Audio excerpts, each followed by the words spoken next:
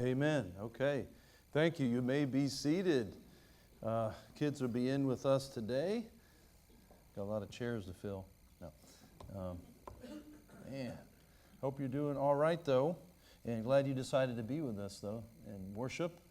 And we're praying that God blesses our time together. Turn over to Nehemiah chapter 2. Chapter 2, Nehemiah.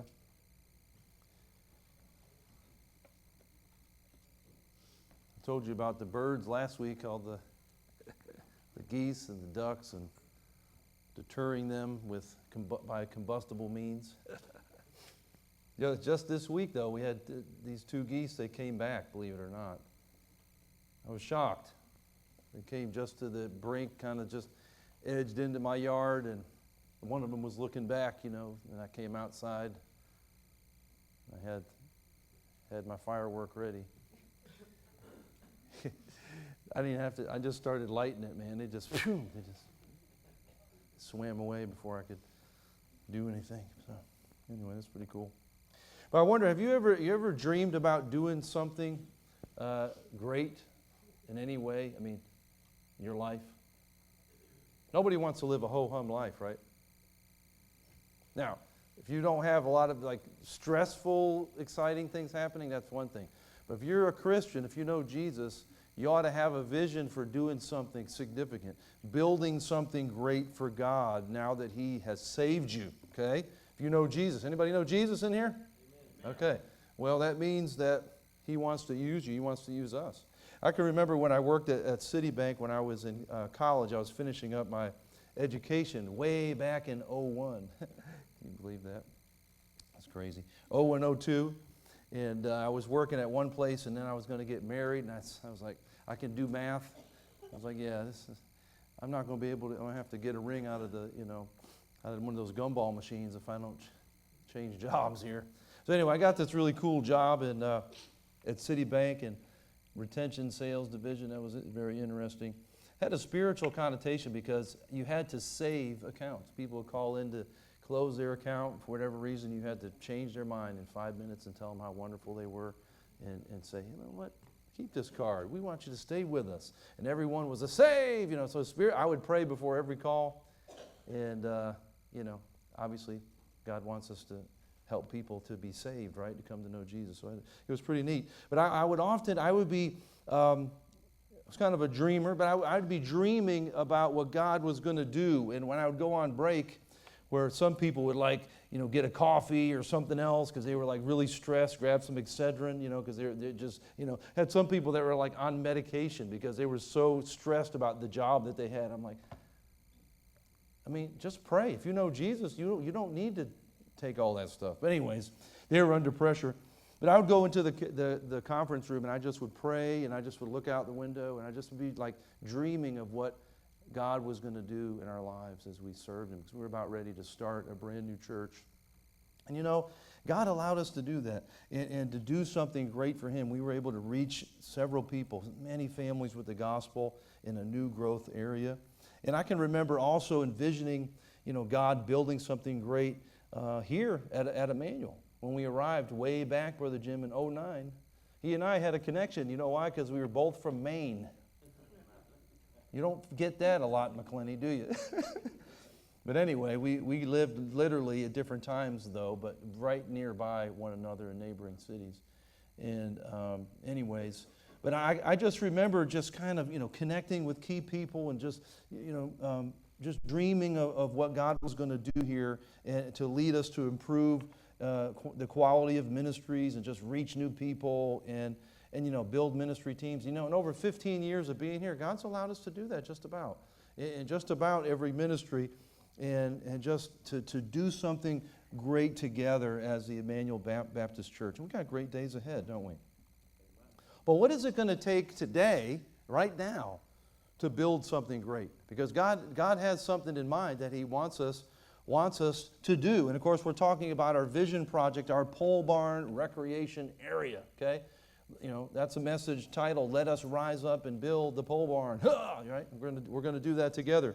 But we are building this thing so that, why? So that our kids and our teens have a fun and safe environment where they can have activities, they can grow in Christ together during the Awana clubs on Wednesdays, our vacation Bible school that's coming up, adult activities like fall festivals and things. And it's really going to be a multi-purpose structure with vision to expand it and to reach people in our community. And I'm excited. I know people are getting excited about this, okay?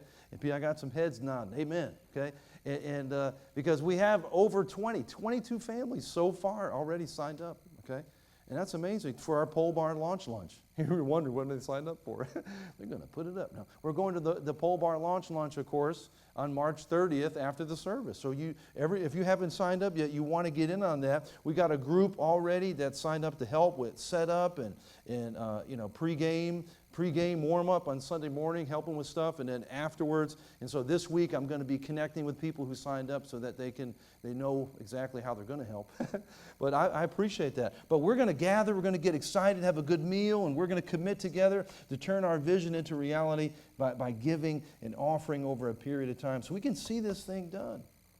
Now last week we answered a very important question. We began to ask, what is it going to take?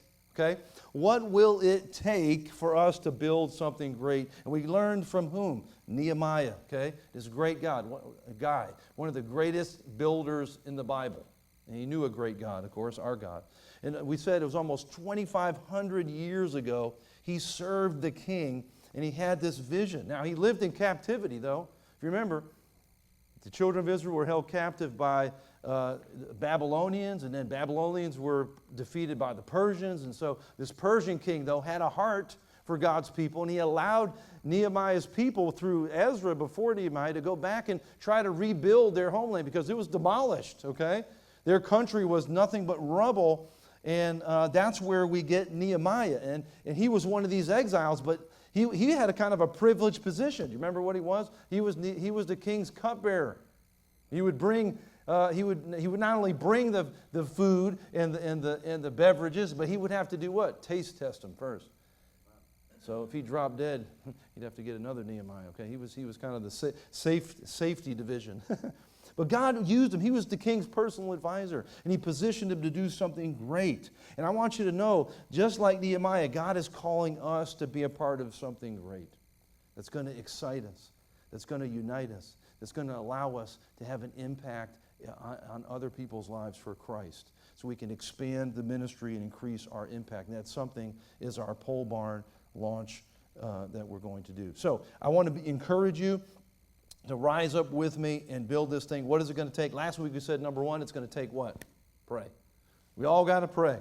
Okay, prayer is the first and most important step in building anything for God. And by the way, anything at all. How many of you pray before you do stuff, right? Yes. And so this especially is huge. And so Nehemiah's prayer, as we learned, moved the people to rise up together and do something beyond themselves. And that's what we're about.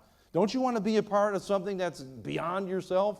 I mean, that's what knowing Jesus positions us to do. And so he received, remember, in chapter 1, the worst news of his life. He asked his brother, how are things going in his homeland? And he's like, terrible. Matter of fact, it's all destroyed. The gates of the city are burned down to the ground. It's just nothing but rubble. And with this heavy heart he had, his burden, what did he do? He prayed. And that's what we need to do with our burdens, right? And he went before God, and he poured out his heart, repented his sin, and he gave his burden to God. And if we're going to build anything great, that's where it starts. Okay? And I challenge us, remember, he prayed for a period of, you remember how long? 4 months. I asked you, would you join me in the next 3 weeks to pray about our pole barn launch? And we had a really good response and people praying, and so let's keep it up, okay? But what else is it going to take? You want to find out? Let's do it, Brother Jim, that's right. Number 2, we need to not just pray, we need to prepare. Okay? We need to prepare. We must count the cost of doing something great for God. Count the cost. You can't charge hell with a squirt gun and think you're going to do anything, right?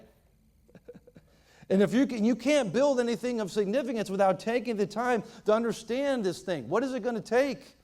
What's it going to take financially? What's it going to take personnel-wise? What is it going to take time-wise, materials? Great things have a cost. Great things require sacrifice. So let's see how Nehemiah prepared and counted the cost. Notice A, Nehemiah counted the cost first by preparing to see what it would take to build. He had to see it. Okay? He had to see it. Chapter 2 and verse 1, it says, it came to pass in the month Nisan, which is between April and May time period, in the 20th year of Artaxerxes the king, that wine was before him, and I took up the wine and gave it unto the king. Now I had not been before time sad in his presence. Wherefore the king said unto me, Why is thy countenance sad, seeing you are not sick? This is nothing else but sorrow of heart.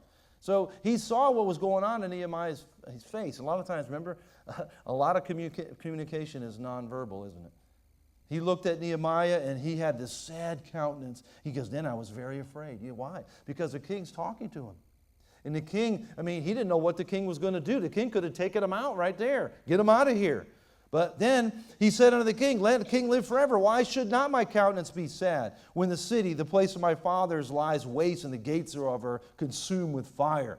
This is horrible. This is my homeland. So the king said unto me, For what dost thou make request? Basically, what do you need, man? What do you need? I'm here to help you. So I prayed to the God of heaven. Isn't that cool? He kept praying. By the way, keep praying. Keep depending on God.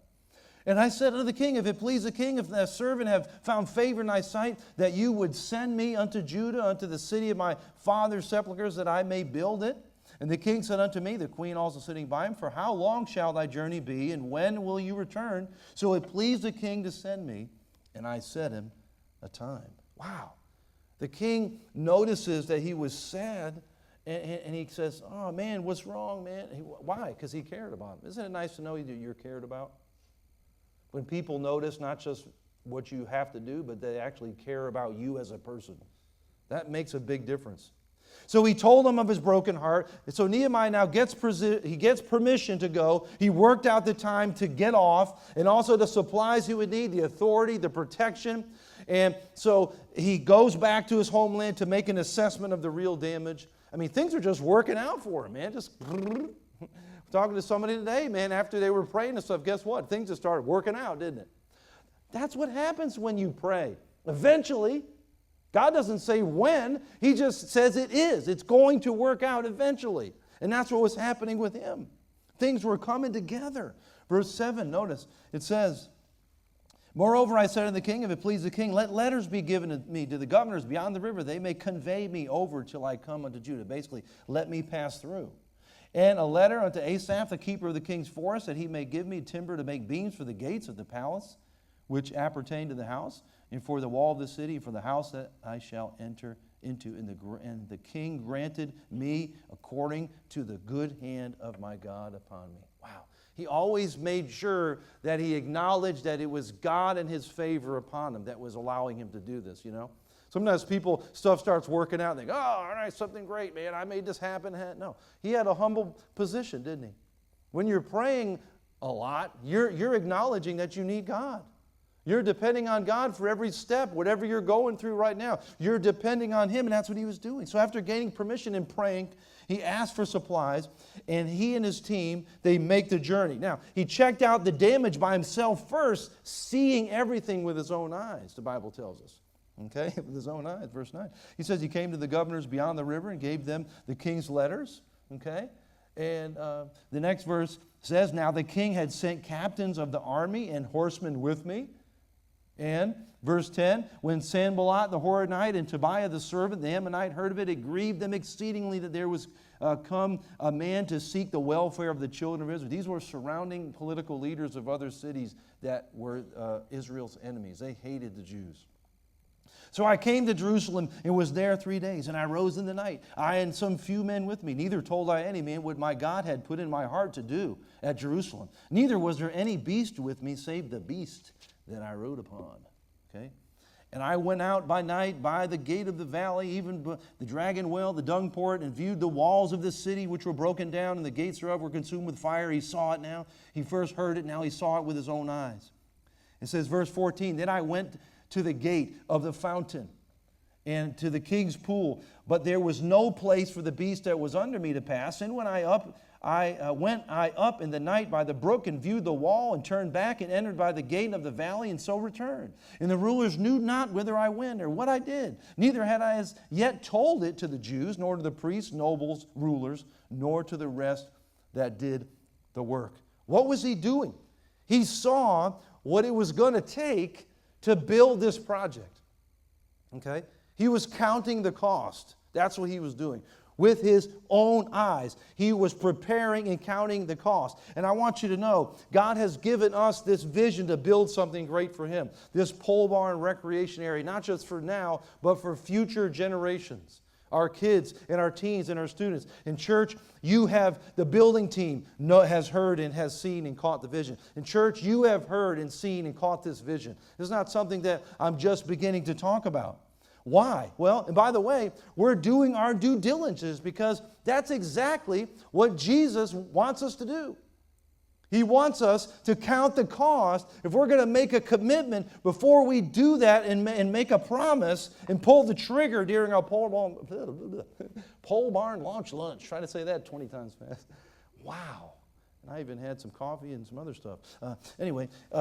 If we're going to make a promise at this pole barn launch lunch together, you know what we got to do? Got to count the cost first. You can't just go into something and, hey, let's do, you got to count the cost. Notice what Luke chapter 14 and verse 25 tells us. Luke 14 and 25. Jesus, right now, I'm telling you, at this very moment, he is casting a vision, a different kind of vision. You know what he's doing? He's casting a vision of what it takes to follow him, to be a Christian in his day. And by the way, for us too. In verse 25, it says, and there went great multitudes with him. And he turned to the multitudes and he said unto them, if any man come to me and hate not his father, mother, wife, and children, and brethren and sisters, yea, and his own life also, he cannot be my disciple. Then he says in verse 33, so likewise whosoever he be of you that forsakes not all that he has, he cannot be my disciple. What is he trying to say? You better hate your family. No, he's not trying to say hate your family. Obviously not. What he's saying is true, genuine, committed followers and disciples of Jesus. By the way, look around. It should be, touch your neighbor and say, you should be a committed follower. That should be you and me. Okay? He's saying that we must live ready to give what we have to accomplish God's purposes. That's what he's saying. He's saying you all got to basically renounce, understand that everything you have belongs to me, and if you're going to follow me, you need to live ready to distribute what you have to accomplish my purposes. Knowing Jesus and following him, people, requires sacrifice. It requires commitment. Commitment beyond just saying, hey, I believe, right?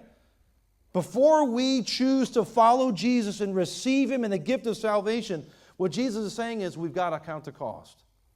He doesn't want us to start something that we won't finish. Did you catch that?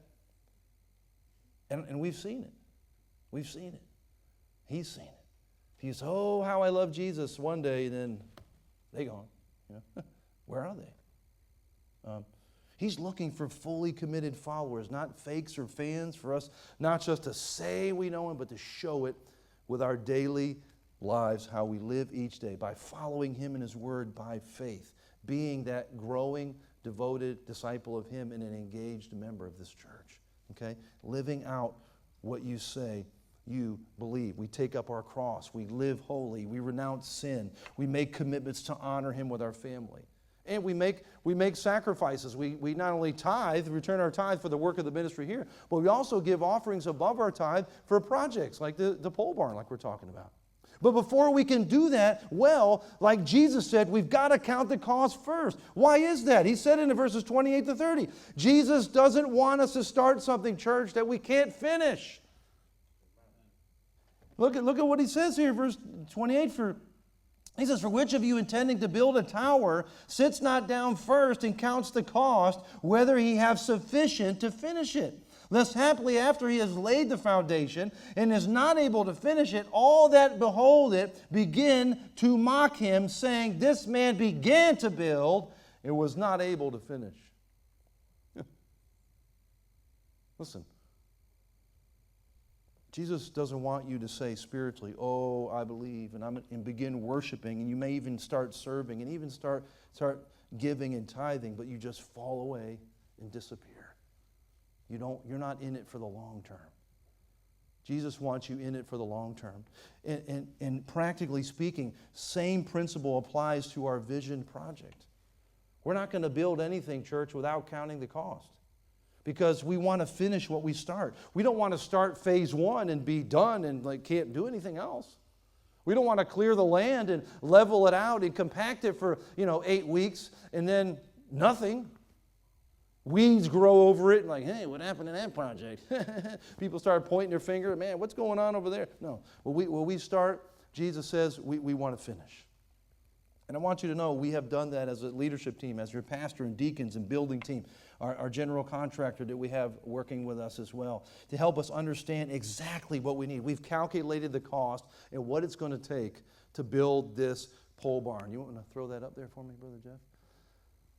Here it is. The total cost is $55,300 or $55,299. No, that's about what it's going to be. And the time frame is going to be 3 months. Boom. There it is. Pretty clear, isn't it? We know what it's going to cost and how long. Notice the second thing, B. Nehemiah counted the cost. What does he do? He not only saw it, he shares his vision and the cost with his crew. He didn't hold it into himself. I've been sharing that with you, by the way. That's not the first time you've seen that. But I'm just reminding us. Notice what it says in verse 17, back in Nehemiah. Nehemiah chapter 2, in verse 17. Then said I unto them, remember he gathered the people. He said, you see the distress that we're in? Do you see how Jerusalem lies waste? Do you see the gates are burned with fire? He says, come, let us build up the wall of Jerusalem that we be no more reproach. He finally said, let's build this thing, guys. And he had this burden, and so you've got to participate, make a promise. He counted the cost first, and now we got to participate and make a promise. He says, come on, let's do it. In verse 18, Nehemiah tells him how God's hand and presence and favor were with him too. He says, then I told him of the hand of my God, which is good upon me, and also the king's words that he had spoken unto me. He just didn't share hey, we need to go do this. He said, hey, let me tell you something. Let me tell you how God worked this thing out with the king himself. The king? Yeah, the king. Oh, yeah, I work for the king. You didn't know that? Yeah, I'm his right-hand man. No. Then he said, he helped me to he's going to provide. How do you think we got here? It wasn't my stuff. All these soldiers and people and permission and authority and the lumber and everything, yeah, it's from him. And so here's the vision project, guys, and we can do this. So he was praying. And we need to keep praying, by the way. He was preparing and counting the costs. We've done that. Nehemiah's done that. What else is it going to take to build something great? The third thing, we need to now not just pray and count the costs and prepare. We need to participate and make a promise. That's the third thing.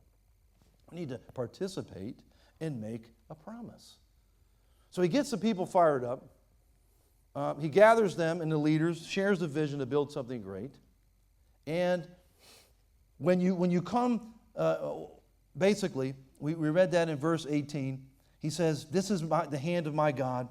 And when you folks, when you come with me to the pole barn launch lunch on Sunday, March 30th, you're going to enjoy fellowship, yes. We're going to have some good food. There's going to be some neat things there. I'm going to share more about our project and how each of us can participate and help make it happen. And I want you to know, notice the first thing here under this thought. Hey, after sharing his vision and the cost, how did the people respond?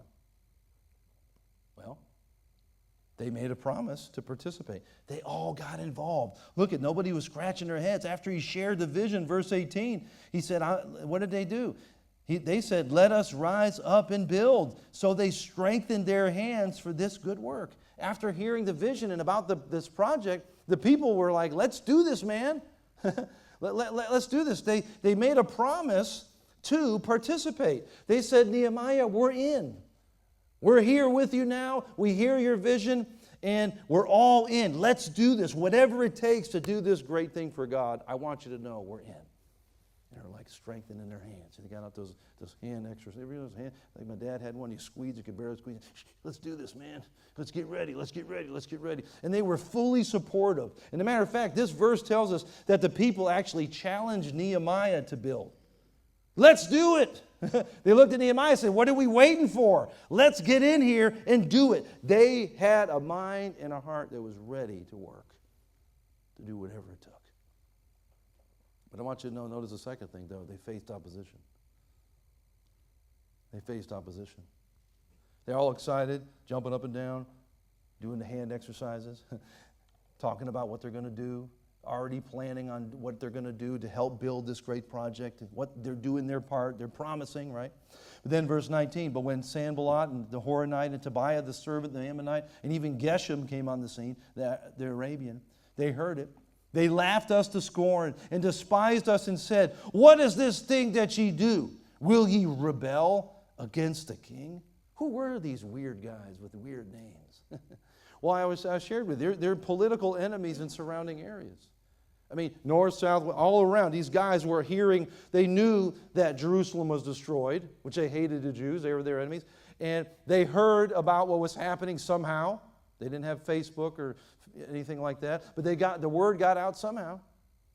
And so they came up when they heard, they were watching what Nehemiah was doing. They said, who do you think you are? They began to oppose what they were doing. You know, church, many times when you rise up to build something great for God, people are going to oppose you. They're not going to be happy about what you're going to do. No, really? Yeah. And not everyone's going to be excited. And they're called enemies, and they're going to stick their noses up right when you're excited. So what did they do? They packed up and they said, oh, we can't do this anymore, and they went back to Persia and the king. No, they did not.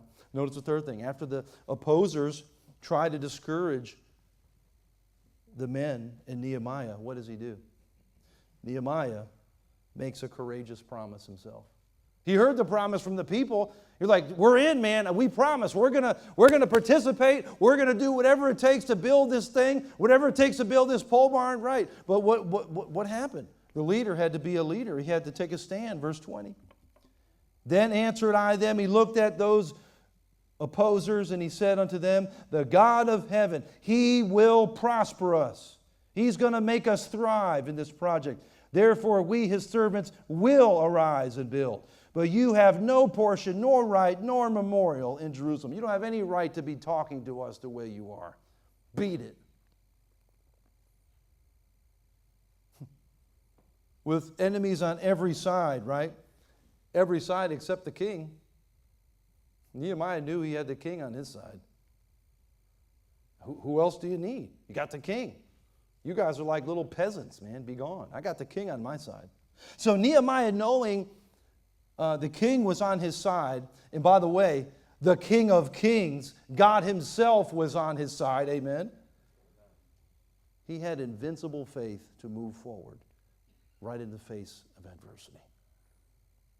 Let me tell you something. Sometimes you might be up against a struggle. You might up against a challenge that's beyond yourself. You might have people that are opposing what you want to do time and time again, even for the Lord or wherever you work. Don't ever forget, church, that no matter the opposition and the challenges that will come your way, you have God on your side. Paul, the church planting pastor, put it this way: if God be for us, who can be against us? Who can be against us?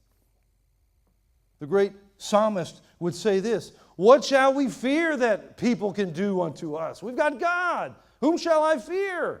No one. He's the strength of my life. That was Nehemiah's posture. In church, if we do our part, guess what? God will do his. God will do his. And as the EBC family, we will continue to thrive together when we step out. When we decide to do great things for him, like building this recreation area for our church, when everybody does their part. When you say, and I say, hey, I'm all in. Whatever it takes, we will do our part to make it happen. So I pray you'll join me and respond as they did. Let us rise up and build. How are we going to build something great for God? We've got to pray. Okay? You need to keep praying. Don't stop praying. And by the way, again, practical praying, not just praying that God will show you how He wants you to be involved in this when you get to the pole barn lunch and all that stuff, but also praying for whatever opposition might come your way, whatever challenges are going to pick up there. Remember, making decisions, man. The king was on his side. All of a sudden, what did Nehemiah do? Do everything himself? No, he prayed to the God of heaven. That's what we need to do. Then we need to prepare and count the cost. We've done that. We've counted the cost. Church, we know what it's going to cost, but now we need to decide to participate and make a promise. Decide to participate and make a promise. For you and I, the takeaways are these. Sign up to come to the launch. Okay? There's still opportunity. And be ready to commit and give so we will get this thing done. Let's pray.